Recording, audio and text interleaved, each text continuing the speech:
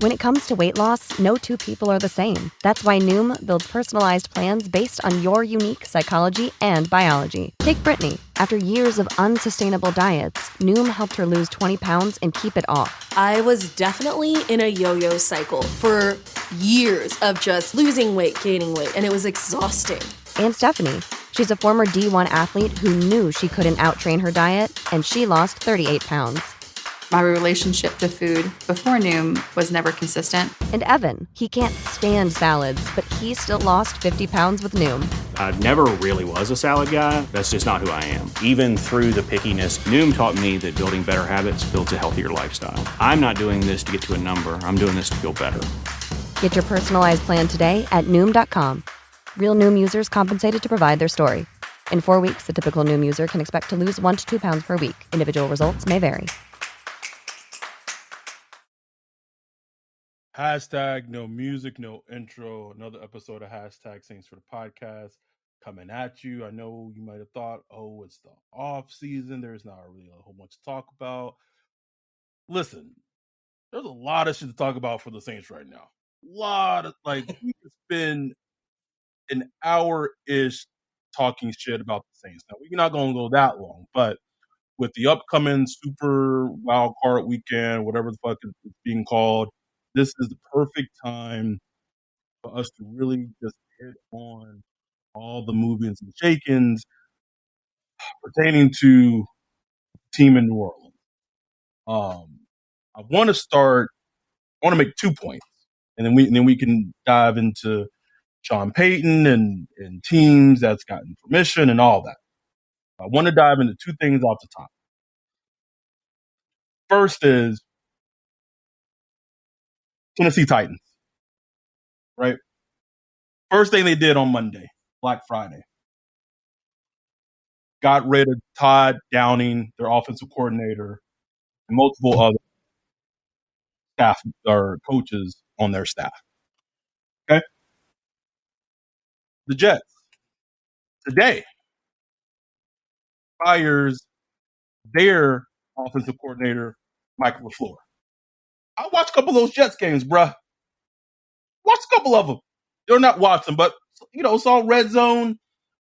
And when Mike LaFleur had Breece Hall and he was dealing with fucking Zach Wilson some of the season, like, what? Like, y'all scapegoating this man? That's cold-blooded. It's cold industry. But, boom, he's fired.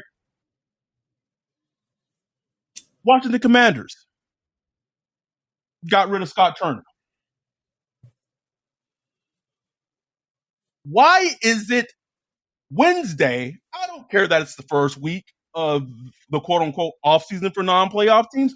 Why is it Wednesday and Pete Carmichael, a man who did not want this, he did not want to be OC. This was known before they started interviewing offensive coordinators.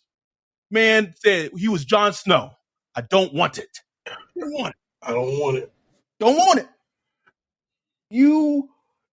The meme, the gif of the scare straight where the kids getting woken up in the middle of the night, bruh, or early in the morning, just crying. That was Pete. That was Pete, bro. That was Mickey and DA. Wake up, Pete. Wake up. You OC. You OC. This man coached an offense that at one point in the season didn't score a single point in the football game. First Saints shut out, what was it, 21 years? I don't even know how long, bro. Mm-hmm. Last game of the season, scored 7 points, Ryan. Lost to the Panthers by 3 points because the offense couldn't do shit the entire rest of the game after the first offensive drive. I don't care if you got to put out a nice press release and it's the team and Pete Carmichael have mutually agreed it would be in the best interest to part ways. Pete will. I don't care. And this is my issue and my problem with this team. especially that Sean Payton's no longer involved with it. There's these are like easy fixes, and maybe I'm being hyperbolic, and maybe I'm being too hard on them because maybe there is a plan. But when DA had his conversation with the media on Monday, it's like, oh, we still got to evaluate. How do you still got to evaluate your situation, but other teams in the NFL already had decisions made on the same fucking day? Right. Okay. Exactly. So you telling me like the evaluation that hadn't been going on? Oh. Like how if that's the case, like that's a problem. It's like you should have been evaluating already. You know what I'm saying? Like, what do y'all just? They actually bought into the thing that like, oh, this is a playoff team. They bought into that shit. They did, y'all bro. believe that? Thank you for making that point, because it ties into my second point, and we can get back to the OC point. But the second point I wanted to make, and I really thought about this during this entire week. Okay, I think you said it perfectly on the podcast. Is that as long as Dennis Allen is the head coach of the team is coached with the expectation of the hope of we might just get in the playoffs and win a game, like a playoff game. Mm-hmm. Yeah. I'm gonna spit this bar, and if you're a fan of the Saints or you're a fan of football, I want you to understand it. The difference between Sean Payton and Dennis Allen as head coach of the Saints. With Sean Payton, we would have to worry about there'd be a couple of games throughout the season where if the Saints lost, we knew it would affect playoff seeding, right? Yep. Maybe we don't get home field. Maybe we got to be the 3 seed or the 4 seed. But it was more about affecting playoff seeding and positioning. When DA is the head coach of the team, the losses are we picking top 5 or are we picking top 10? It's that simple, bruh. That's simple, baby. It's that simple. This, like you said, this team had this mirage of being able to make the playoffs in one of the worst divisions in such a long period of time. And that mirage throughout this whole entire season handicapped them and blinded them in terms of their self-scouting ability. Completely. Just absolutely. Absolutely. I need to know what, like you said, what is there to evaluate? Like how are you behind the 8 ball in evaluating when other teams they gotta just decompress and not come at this emotional and take a real analytic view to what really is going on and weigh the pros and the cons and all this and this bullshit. Bullshit, man. Ryan. But you know what? Like, look, man, like the Saints are just a weird organization, bro. Like look, I can't remember who brought it up, but like even like when, they had Rob Bryant, and clearly Rob Bryant was going to be on the outs, and Sean Payton brought back Dennis Allen to kind of just look over his shoulder, and everybody knew what that was. Like everybody knew, like, okay, Rob Bryant getting fired at some point, Dennis Allen going to be taking over his defense. You know what I'm saying? But they have this weird thing where they just can't fire the motherfucker. Like they fire motherfuckers in the NFL all year, bro. All year. And it's like the Saints have this weird loyalty at times, man. Especially to like, if you were like on that coaching staff in the Super Bowl, boy, you stamp. You stamp, bro. You ain't going nowhere, bro. Like I'm telling you, like you said on the last part, like Pete not gonna get fired. Like he's gonna put on the press release. No. He's gonna move to a senior assistant of, third down offense. Some shit like that. Hopefully not that, nigga. That 3rd and 1 call against Tampa Bay cost them the game, bro. Like, I mean, they were terrible on 3rd down this year. So I mean, but it's gonna be some bullshit. You know what I'm saying? Like he's not gonna get fired. They're not gonna do. No. They're not gonna do that. You said it perfectly. There's the whole weird thing when it comes to loyalty about the team. It's in a lot of ways, it's not ran like an NFL team. It's ran like a mom and pop. Yes, business.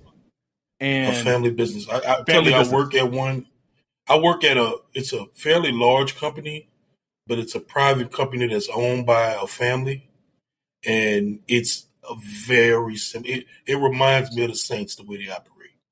You know what I'm saying? Because it's all about friends of the family, and it's just very just who's connected to the right people and who worked there long, and she's been here 25 years. It's really like that. You know what I'm saying?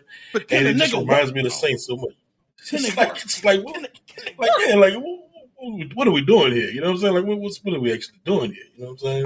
I want to go back to the whole thing you hit on about loyalty, because it goes into my next point. And this, I tweeted out. I haven't been very active on social media. It's been very, very busy week for me work wise. But I tweeted out.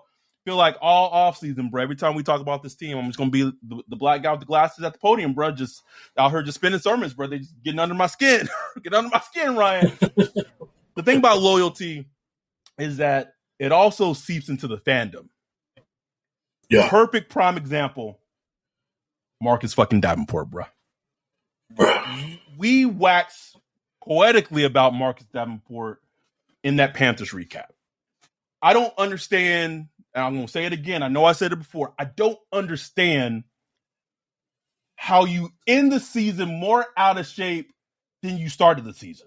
Like, how do you not play yourself into playing in shape, bro? Like, that to me is an indictment on him as a player. That's an indictment on the coaching staff. That's a lot of fucking red flags. A lot of red flags. Finished with a half a sack and a whole ejection. A whole ejection. Whole ejection. Can we talk about the he did an interview with Mike Triplett where he's still struggling with confidence, bro. Still struggling with confidence. And look, man, like, I'm a human being, and I don't knock anybody that's dealing with any kind of mental health issues, self-confidence, things like that. But you know what? You don't have to play for the Saints. You know what I'm saying? Like, it's like God bless you, bro. Like, I really hope you find success. But take the problems elsewhere, nigga. Take that to somewhere else, man. Like, I want just a clueless defensive end that's just nasty. Just think he the greatest athlete to ever touch the planet. You know what I'm saying? Like, that's what I want. Like, Big Creep. I ain't got no time for this. Big Creep think he the best thing to touch the field, bro. He consistently outplayed Marcus Davenport all season, bro. Consistently, bro. And that's after gaining weight and everything. And so you still have some people in like the Saints fandoms just like, well, yeah, you just give Marcus Davenport like a market, like a below market deal or like a market deal. Like, no, like why?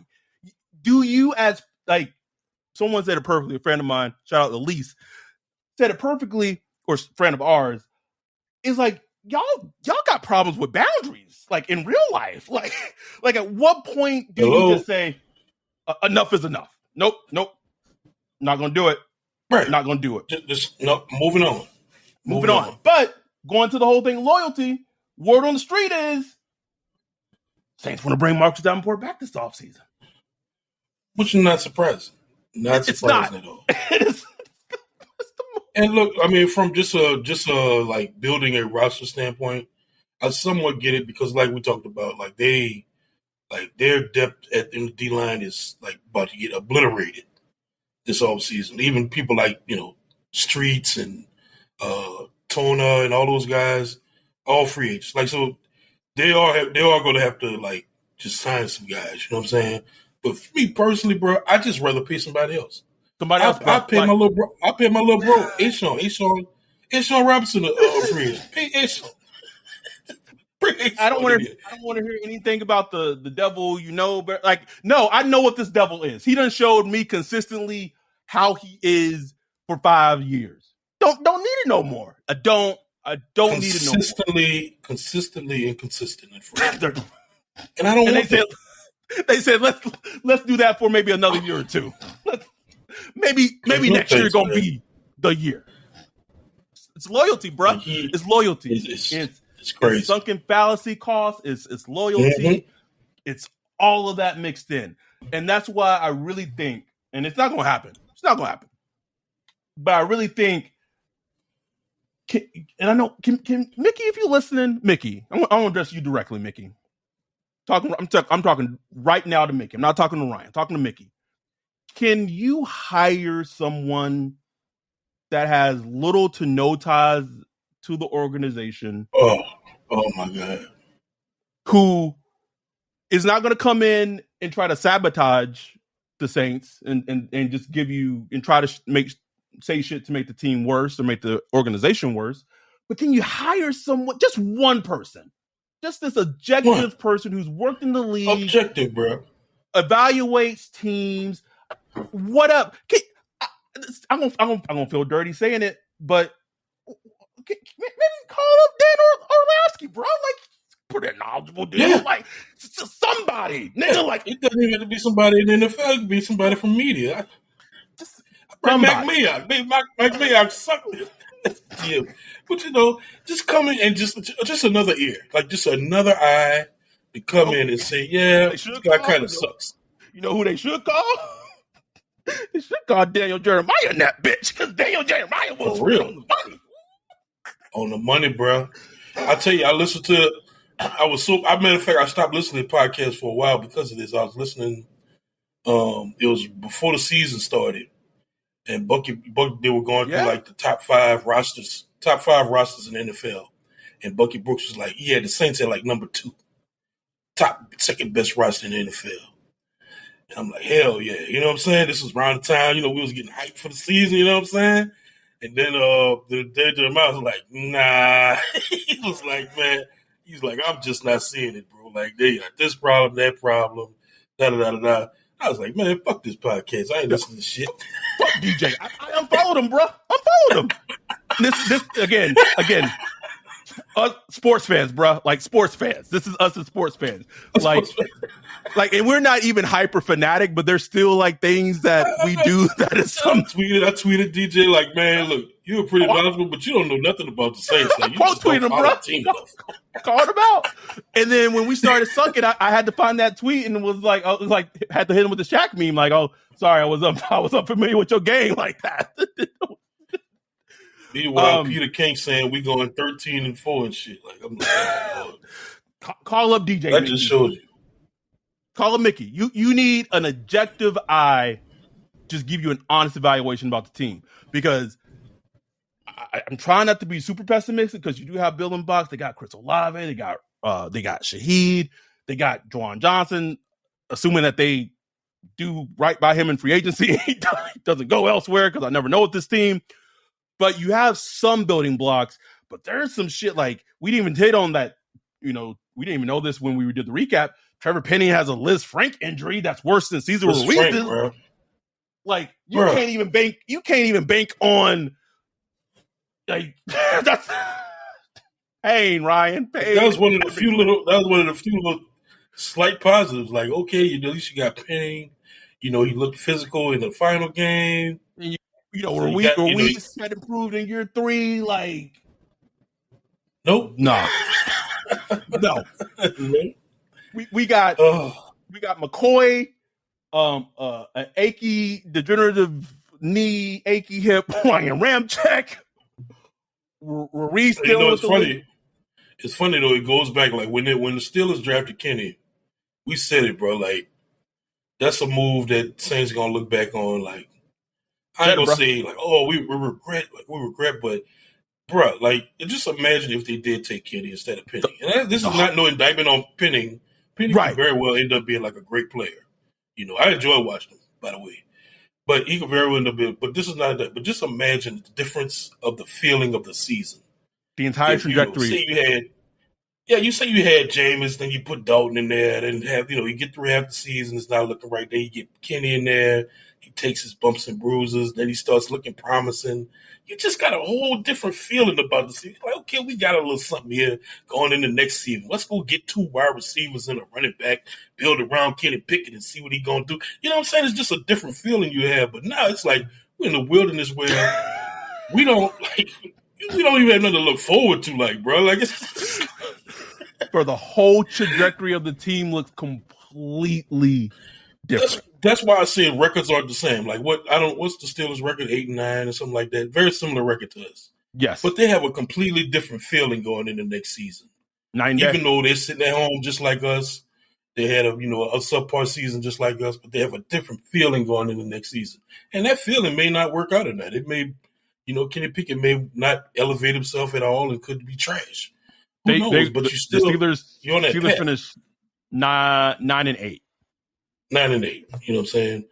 So it's like it just goes to show you that, like, man, it's just like about team building and what you're setting up to do, bro. And I just had a feeling that passing up on Kenny Pickett like that, it's like, man, he would have fit this little offense nicely, man. I was like, dang. You do not get chances in the draft very often to make, and when I say quarterback of the future, I don't mean like a top 5 quarterback for 10, 15 years. But if you like, let's even say top 15, top 16 quarterback play for 7 or 8 years, to get that at 19, Ryan? 19? I'll say this about Kenny Pickett. Even though he isn't a world beater, he's already shown something that even Dalton hasn't shown in his career. Where, when shit gets a little crunchy time and shit's getting hot at the end of the game, like, he making some second reaction plays. He's moving around. He making some plays. You know what I'm saying? He does. Whereas he did that at Pitt. Dalton, yeah. Whereas, like, I'm not even gonna talk about Dalton, man, because that's why I tweeted that earlier this week, bro. Like, Dalton played fine this year. He played fine. He played like Andy That Dalton. last game was horrible. Bad. Yeah, that last game was horrible, though. Like, that was a bad game by him. But I don't want to see it anymore. I don't want to see it.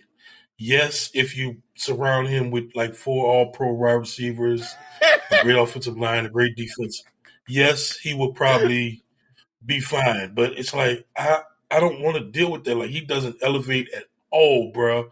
He's not clutch. I just don't want to see it. I'll take anybody, bro. I can't do Andy Dalton. It's so boring. So boring. Can't do it. Can't do another season on the Red Rifle, bro. You out? I can't take it. As a backup, he's fine. Like, if I need him, Andy Dalton, for 2 games, like, yeah, I can put it. But I don't even want that, because I feel like if you have him there, he gonna start at some point. Like, you know what I'm saying? Like, and he's the type of quarterback that, like, defensive coaches love, man. Like, bruh. He's like, oh man, we're going 15 play drives. We could win the games, 13-10. I don't want that. I'm done with that shit, bro. Like, how like, if you have that thinking, even if you're a defensive coordinator, if you have that thinking in fucking 2023 and playing the game of football, like, you got to go. Like, you got to go. Go back to that game in what there was 2021. Sean Payton was out with COVID, and Dennis Allen coached that one game against Tampa, and they won that game 9-0, 9-3, or whatever it was. It was 9-0. It was shutout. Yeah. That was him. Like, that was him. He saw that, and he's like, man, I could live like this. I could go to the playoffs like this. And I don't know. No, in this NFL, no. Chasing 20 points. Self-scouting, bro. Nah, whatever.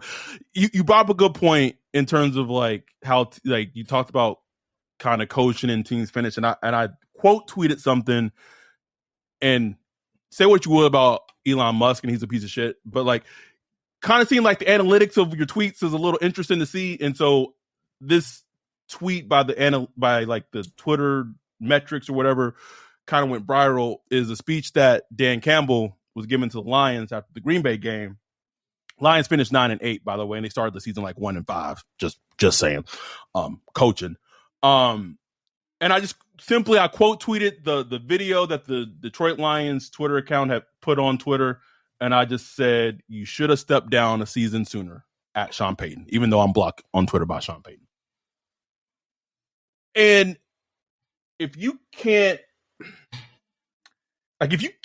tell the difference, and I know people last year didn't believe in Dan Campbell being, like, a good head coach, but, like, if you watch those games, yeah, like, really watch those Lions games, they were in so many games, talent-wise, they had no business being in. No business being in.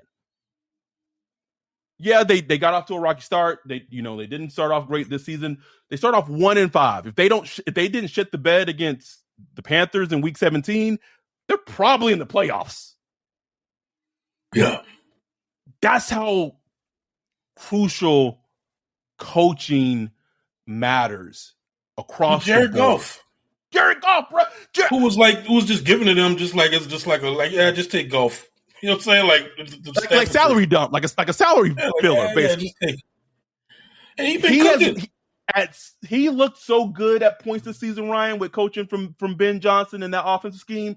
I was like, damn, Jared Goff looking kind of sexy in this bitch. Like, man out here throwing them things. Like, does the scheme help? Yes, but like, let's roll it back, go back to coaching. Say whatever you want to say about Sean McVay, whatever. He might step down from the Rams. I highly expect him to take a season or two off, whatever. Baker Mayfield looked like a completely different player when he got in Sean McVay's system in the limited time he was there than he looked at all during playing for the Panthers. Unbelievable. Sam Darnold, although he had a shitty game against the Saints in the last season, but during spurts when he got the job in Carolina this season, and after Matt Rule was gone, he looked decent and serviceable. And so I'm not saying like they should go with Sam Darnold. Ben McAdoo. Ben McAdoo. I mean, I said in the live stream, man, did Ben McAdoo, or I tweeted, I was like, did Ben McAdoo eat another Ben McAdoo? Like, his face was fat as shit. Nigga's face was fat as shit. And I don't want people to go, oh, you can't be talking like that. That's fat phobic. Shut up. I'm fat. Shut up. Me too, motherfucker. But let's go to the whole coaching thing, because we be remiss. We kind of talked about the whole Marcus Davenport thing. I didn't want to leave out. So basically, what it was is that their contracts would have voided. I believe it was this week, and so basically the Saints pushed the dates back where the contracts for Marcus Davenport and David Onyemata would void until March. So it gives them more time if they're potentially going to bring them back and sign them to like a deal, and then they don't have to worry about dead money or less dead money or whatever. Gives them time. So I should be clear in regards to putting that out, because that was reported by Phil Yates, I believe it was. Because the Saints got to clear like 50 something million in dead. I mean, not dead money, but over the cap money to get under the cap before the start of the before March league year. Yeah. But we got to talk about Sean Payton. Let's close this out. Talking about Sean, I might be missing a team. But as of now, there's 3 teams that have reached out to permission from the Saints and received permission from the Saints to talk to Sean. Houston Texans, Cardinals, Broncos. Am I missing a team, or is that all 3? Is there another team I'm missing? That's all 3. Yeah. Okay. That's all 3 that have received permission, I believe. Permission. 2 things off the bat. I think 5 teams reached out. Yeah. Okay. 2 things off the bat's very interesting to me. One, the Miami Dolphins reached out last offseason. Like, I don't know exactly the month, but when he stepped down in February, the Dolphins reached out. And the Saints didn't give them permission. The Dolphins came out, started off saying, we'd give you a 1. Saints said, no, we not. It goes back. And that may have been a situation where maybe Sean wasn't ready to go into coaching, but if you leave Mac Florio and some other reports, like they were trying to put Sean Payton and Tom Brady together last year and have things pop off. But now this season they've given permission to 3 teams. We've already kind of talked about the Broncos thing. Sean can't officially interview in person with these teams until the 17th, which is next Tuesday. You said it. I think you said it perfectly on Twitter. We're going to get a lot of answers potentially starting next week. Breaking down these teams, I'll start with the Cardinals. We already kind of talked. We've talked about the Cardinals. We talked about the Broncos in the past. They're kind of the new player in all this is the Texans. But starting with the Cardinals, fired Cliff Kingsbury. Steve Keim stepped down as GM because he's dealing with the medical related leave of absence. This man said the man is in rehab. Like I don't. Adam Schefter can like post X-rays of JPP's like blown off hand, but this man won't say that a GM is in rehab. Whatever. Make it make sense. Everybody knows. Everybody knows, right? Everybody knows. Everybody. But the thing that's interesting to me about the whole thing with Sean and the Cardinals is the first thing that people are saying is like, well, they would have to get the Cardinals would have to give up the third, like the 3 overall pick to get Sean. I'm like, I would be shocked if that were blown away. If that were to happen, that also then completely then changes the whole, again, the trajectory of the team, depending on who they were to draft and if they were right on that draft pick, if you're the Saints. But the thing that still I don't get, that doesn't make sense in this whole Cardinal situation, is the whole looming Kyler Murray at quarterback thing. We talked about this on early episodes. Kyler Murray is not a Sean Payton quarterback. That has nothing to do with potentially his play, but like Sean Payton wants his quarterbacks, especially a quarterback, you got to live and breathe football. Like it has to be your life, essentially. Because he's that meticulous and he's that much of a competitor. I'm not trying to say Kyler Murray is not a competitor, but when your agent signs off on a clause saying that you got to study extra for fucking film study, I'm just saying, nigga, like it wasn't put in your contract for no reason, even though it was taken out of your contract.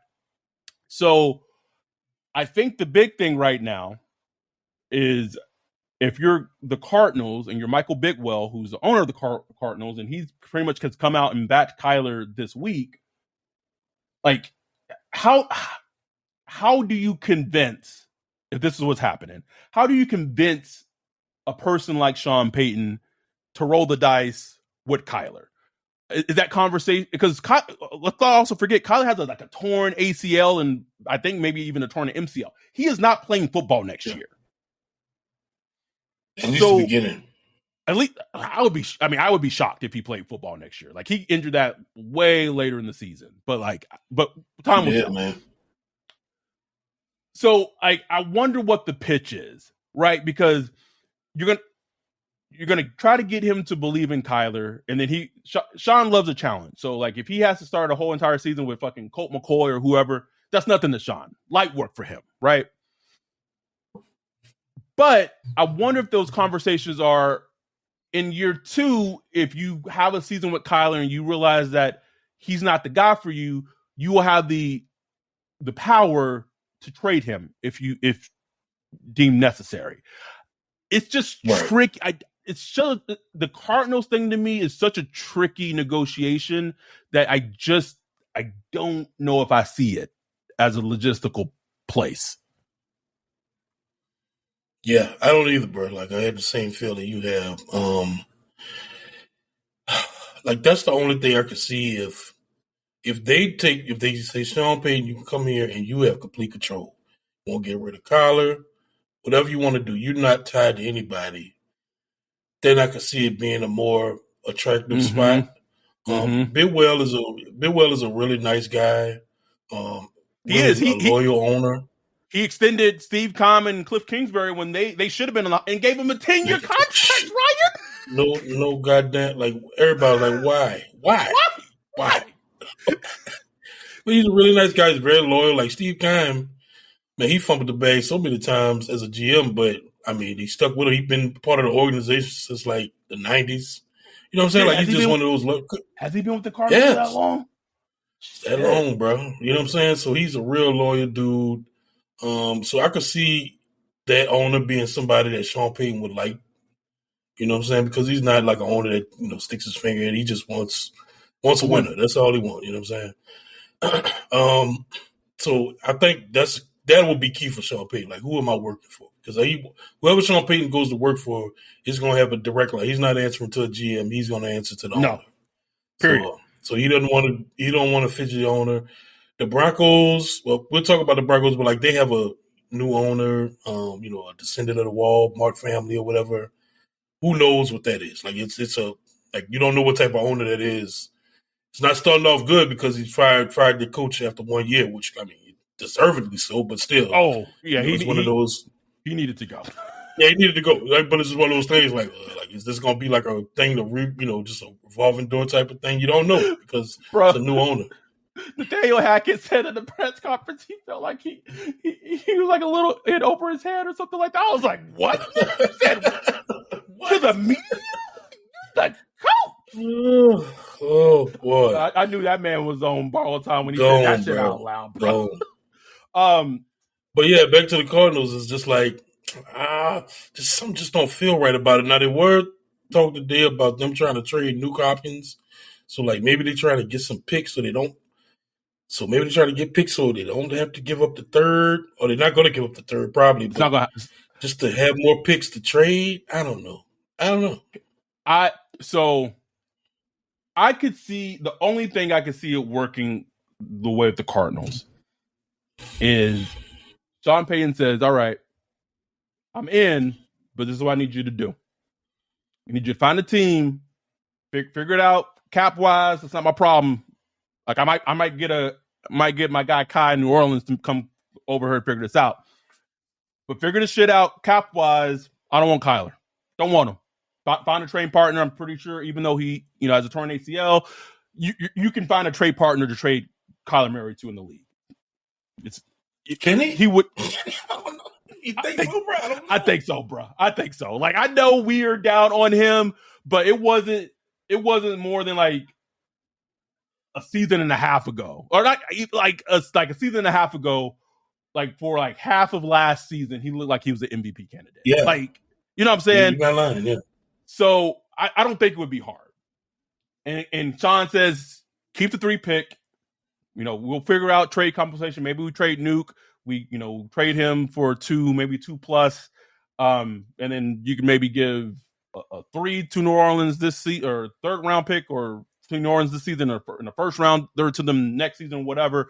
I want to keep 3. I'm going to draft my quarterback of the future at 3.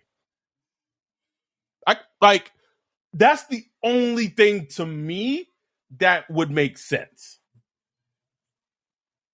Because maybe Sean hasn't been watching football. Like Sean hasn't been coaching, so he's probably had more time to maybe have like eyes on upcoming quarterbacks and things like that. Maybe he doesn't think there's a huge difference between CJ Stroud and Bryce Young or Will Levis. Although I don't think Will Levis does not seem like a Sean Payton quarterback to me. And he'd be fine with either one of them at 3, assuming that they're one of them is there when the Cardinals are on the clock, right? Only way I can see the Cardinals being an option. Going over to the Broncos. So let's switch over to the Broncos real quick. One thing that's very interesting to me about the Broncos is that they are casting a wide net.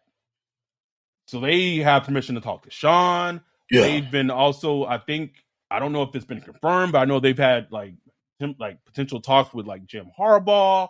And then I think Schefter reported today that they have already interviewed David Shaw, the former Stanford head coach. Like that, to me, that is how you conduct an actual coaching search. Saints, take lessons. They're doing work. Take lessons. Like when you got to find your coach, they're not trying to. It's not even a situation where they like, oh, we know we're gonna get Sean, so we're just gonna bring these other people in and check some boxes for the Rooney Rule, and we got our guy. No, like they are legitimately seeing who's going to be the best guy for the job. Saints didn't do that last season with DA. So the whole Broncos thing to me is still kind of fascinating, because in terms of the teams, they would have the lowest to give up pick wise, right? They would basically be giving up a bottom end 1st round pick from the Niners, and I'm assuming trading that to the Saints, and potentially 2 or 3 additional 3rd round picks, right? Does Sean Payton have the challenge that he can fix Russell Wilson? I don't know. I tweeted it during week 18. Man, Russell Wilson had some throws in week 18 that's kind of looked like old Russell Wilson. He was looking good. I was like, there's something there, man. I was like, is Russ showing out for Sean? Like, I know he wanted to come play for Sean. Like he out here doing a little strip tease, like showing the thigh. So a little nip. Ooh, can I see the aureola through the white shirt? Ooh, that bitch look good. Like he look good, bitch. I was like, okay, like he made up throw like off script for like a deep ass pass, and it was like one of them rough. I was like, Russ back, bro. Like I don't know. Anyway, I could work with that. So the Broncos is interesting, but the new player in this is the Houston Texans. New player in the field. Very interesting. What's the easiest choice you can make? Window instead of middle seat? Picking a vendor who sends a great gift basket? Outsourcing business tasks you hate? What about selling with Shopify? Whether you're selling a little or a lot, Shopify helps you do your thing, however you cha-ching. Shopify is the global commerce platform that helps you sell at every stage of your business. From the launch your online shop stage to the first real-life store stage, all the way to the did we just hit 1 million orders stage. Shopify's there to help you grow. Whether you're selling scented soap or offering outdoor outfits, Shopify helps you sell. Wherever and whatever you're selling, Shopify's got you covered. Sign up for a $1 per month trial period at shopify.com/try. Go to shopify.com/try now to grow your business, no matter what stage you're in. Shopify.com/try. O'Reilly. You've got questions? O'Reilly Auto Parts has answers. Need a pro you can trust? We've got that too. No matter what you need, our professional parts people have the training and expertise to help you do things right. Deep automotive knowledge. Just one part that makes O'Reilly stand apart. The professional parts people. O'Reilly Auto Parts. Sean loves a challenge. Okay. Nothing. What? This is a challenge right here. Oh, let me pose it to you like this. It's a challenge, but I think the Texans in that division isn't as far off as people think, depending on drafting the right players. But could you imagine not a bigger feather in Sean Payton's cap than making the Houston Texans like the same level of relevance or like as popular in the state of Texas as the Cowboys? Oh man, I know Sean would love that shit. Love it, bro. He would love it. You would love it, bro. So let me break down the roster to you for the Texans. You got Tunzel, who Sean was standing on the draft table telling him to draft Tunzel during what draft was that? 2018? Was that the Sheldon Rankins draft? Yes, it was. When the whole Bong video thing came out. Mm-hmm. And he was talked down. They drafted Sheldon Rankins instead. Okay. Probably not the right pick, but whatever. No. But you have a good tackle duo in Tunzel and Tyson Howard. You got a running back, Damian Pierce. Straight north to south guy. Looked really good at spurts during the season. On defense, you got a safety in Petrie who showed a lot of flashes. You got Stingley at corner. Yep. You got the 2 pick, and you can draft a quarter. You could, assuming the team does not trade up with Chicago, and it's a big assumption because you might get jumped. But if, like I said, like if Sean is okay with either quarterback, you get a CJ Stroud at 2. You can get a Bryce Young at 2. Bryce Young kind of seems to be more like a Sean Payton type of quarterback. And with Sean and coaching and like, it doesn't seem as ridiculous to me. And then I think at that point in terms, if we're looking at draft compensation for the Saints, it's like, oh, well, wouldn't it be the just weirdest shit, bruh, that these niggas was in like the Deshaun Watson drive, like, I can't even call it a sweepstakes, bro. It's a gross stakes. The Saints, and then due to that trade, Houston has the 12th overall pick from the Browns, and then that ended up going to the Saints in a Sean Payton trade, bro. Wouldn't that be some shit? I thought about that today, bro. I was looking at Did you? I was like, that would be a trip. Wouldn't it? It would be a trip, bro. Like, but I could see it. I could see you could, bro. right? And the thing about the trading thing about the Texans is they got a lot of picks, they got a lot of money, cap space. Like you as a coach, you can go ahead and make your own thing. Now the only catch is Nick Caserio. He's still the GM. Okay. So can I say it? Can I? I don't know if I can say it. Only way Sean's going there is that if Nick Caserio is not there. That's all. So if you see a report online or if it gets reported like, oh, the Texans are firing Nick Caserio, it's like, oh, you might want to pay attention. Telling our fans and our listeners, you might want to pay attention. But as long as Nick Caserio is in the GM, Sean, wherever he goes, he's going to want to bring his GM, whether that be Jeff Ireland, whether that be Ryan Pace. But whatever, do you, Sean? He's going to want to bring his own guy. He's not going to go to the Texans with a GM who's already in place. It's not going to happen. Right. Not going to happen. But you start thinking about that, you start thinking about the Texans. I'm just speaking this from a Saints fan. You're like, man, the Saints could get the 12th overall pick, and then they maybe get a couple of thirds from the Texans, and then they're the Texans, so those thirds, they're like high thirds, bro. Like they're not low thirds. Like, I guess depending on who's fucking making the draft picks, like you can cook. You can cook. Right. No question. To me, that's just a very fascinating team that has entered the mix.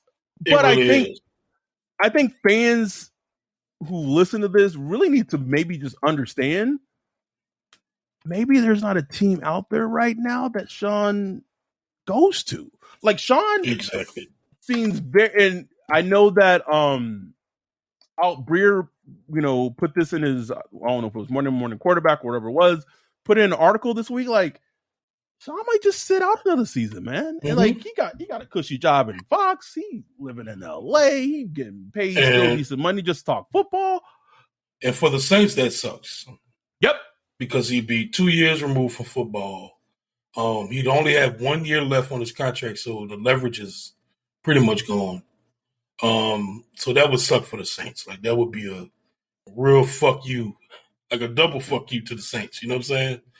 But I mean, that's the situation they're in. You know what I'm saying? So that's why this weekend is so key to me. I am so fascinated to see what happens with the Chargers, with the Cowboys, and Miami. Those three teams. I just want to see what happens because there's already talk about McDaniels in Miami. I don't think he's going to go nowhere. That would just be so foolish. But I don't think he will. You know what I'm saying? So I don't either. But it's the Dolphins. Like and they were interested in Sean Payton last year, so it's like that's there. Let me ask you this. And they already forfeited a pick about it. Like, you know what I'm saying? Like correct. They already pretty much gave up compensation. Bro, it's just like fucking the meme, bro. Fuck it, I'll do it again. I'll do it again. If you're the Dolphins, this is not coming from a Saints perspective, but if you're the Dolphins, if you had the chance or choice to either stick with Mike McDaniels, this was his first year as head coach. He did some great things as an offensive football mind. I think he still has a lot to learn in terms of just team management and knowing when you need to sit your players and whatever. But offensive mind wise, like he had Tua cooking for a second, bro. Cooking. Tua. That alone makes it worth it. Alone, bro. That versus potentially you could have Sean Payton and Tom Brady. And maybe, and this is a big maybe, you can win a Super Bowl as soon as next season. Like I'm saying, as an owner, if I'm what's his name? I can't even think of his name right now. Steve Ross. Yeah, if I'm Steve Ross, man, I gotta think about that, bro. Like, gotta think about it. Like you gotta think about it because you like, yeah, like maybe I can stay with Mike McDaniels and it's going to work out long term. And it's going to be great, but like it may not, right? But it's like, man, right? Like Sean Payton, he already got a Super Bowl, and I can get Tom Brady, and like, you gotta think about it, bro. You gotta think about it. You really do. I'm saying. That's what I'm saying, man. That's why I'm finding it interesting this weekend. Then you got the Chargers again. I don't think they're gonna let go of Brandon Staley. But it's possible. Like, you know, if the Jazz go in there flames. I'm saying the Jazz go in there and deep dick them, bro. Like dick them down. The Jaguars, who was like not even like they had started like 2-5 or 1-5, bro. You getting beat.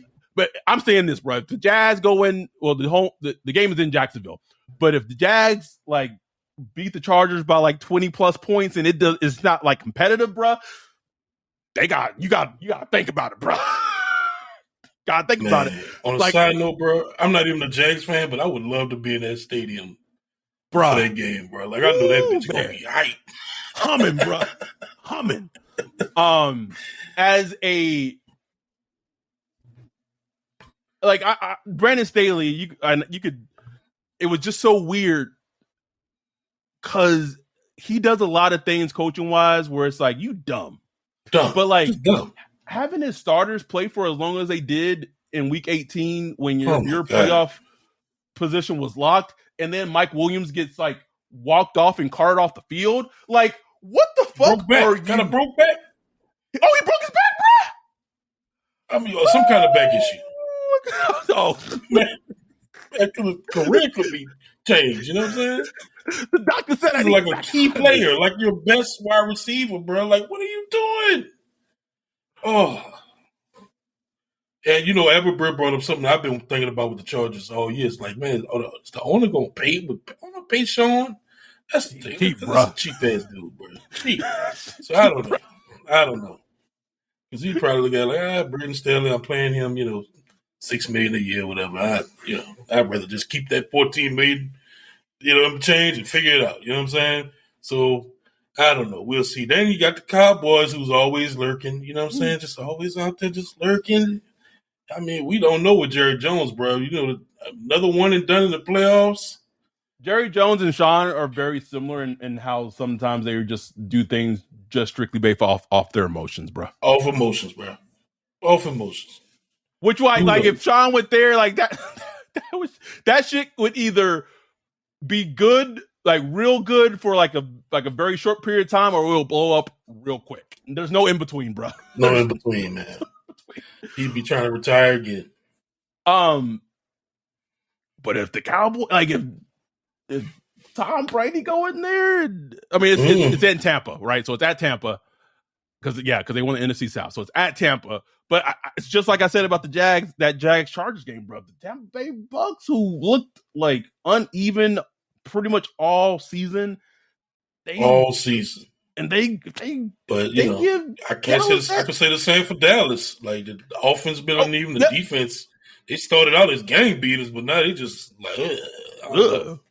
So they was struggling. Sam Howell was throwing deep bombs on him. Like, what is going on here, man? Cooking. Also, shout out to probably maybe the only shout out I'll give to Brian, but that was Brian's dude in the draft, bro. He loved it. He really liked him some Sam Howell. He did. Yeah.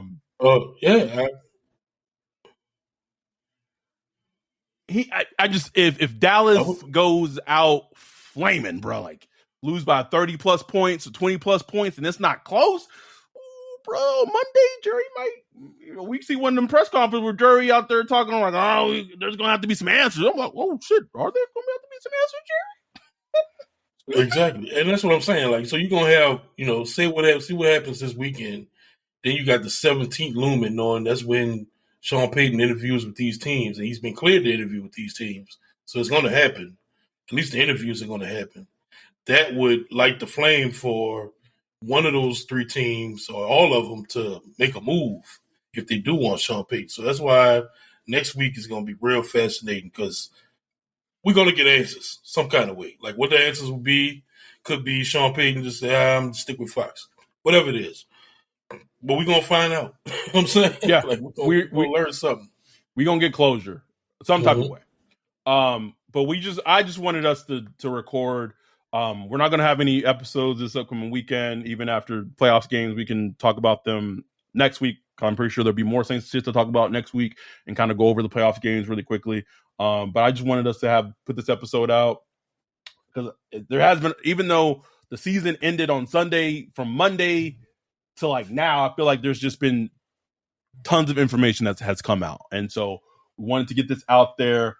Thank y'all for sticking with us even through the off season. I know sometimes like this is kind of the prime time where our numbers may dip a little bit because, you know, people don't want to hear about football in the off season unless the games are actually going. But for y'all who continue to listen, continue to support, thank y'all. We truly, truly appreciate it. You have no idea the difference of what that makes and how much it truly, truly helps us in terms of listens, in terms of like ads and all that. We appreciate it. I really encourage everyone who is a listener, become a Patreon if you can, even during the off season. I really feel like this off season, even if you, just by being a Patreon, even if you're in the Discord, it's worth it because all I'm going to say is you might get some information that's accurate and that's reliable. That's not going to be on Twitter. It's not going to be on anywhere else except in the Discord. So I'm going to say, bro, I ain't going to say too much else about it. But hello, that's all I'll say. But thank y'all so much. Program. I got a little programming note. Go ahead. Tomorrow I'm going to be doing a live stream with Saints Talk New York. Just look up Saints Talk New York on YouTube. I'll be doing a live stream with him talking Saints. And Friday at about 1 p.m. Central Time, I'm going to be on ESPN New Orleans. Shout out to Brian Bienemy. Going to be on there talking some Saints. So, just check us out. Trying to get that Saints Twitter podcast out here. Always. So thank y'all for listening. We'll be back next week. Enjoy the football games, wild card weekend. I'm going to be out of town in Texas visiting family this upcoming weekend. I'll be back next week. But we still may have set it up and have like a Zoom live stream during the game. So people are still getting together. So if you want to be a part of that, the details should be in the Discord in terms of getting all that set up and everything. But with that, we're going to get out of here. We'll be back next week. We out. Peace.